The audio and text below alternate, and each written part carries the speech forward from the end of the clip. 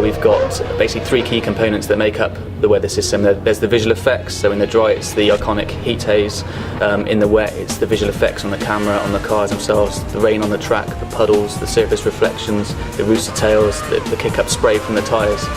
The second aspect is how those visual effects tie into the track simulation. The third part of the weather system is actually the effect it has on the gameplay.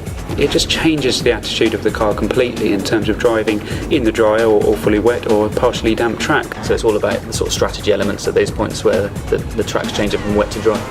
The track will evolve as each car individually drives on that surface, and yeah, very, very accurate. The track surface actually knows how wet it is. You'll actually find that the gamers on wet tyres on the drying track will try and seek out those puddles to cool their tyres and stop them from damaging.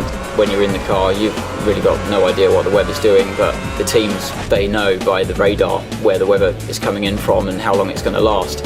And that's something that will be added into the game as well.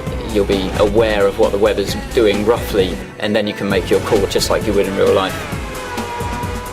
The weather system is set up to be completely dynamic for career. It changes over time. So you go to Spa, a typically very unpredictable track. You need to be prepared to alter your car balance as the race weekend progresses, so that when you're heading towards that Sunday race day, you think you've got a car set up that is going to be balanced for the predicted weather conditions.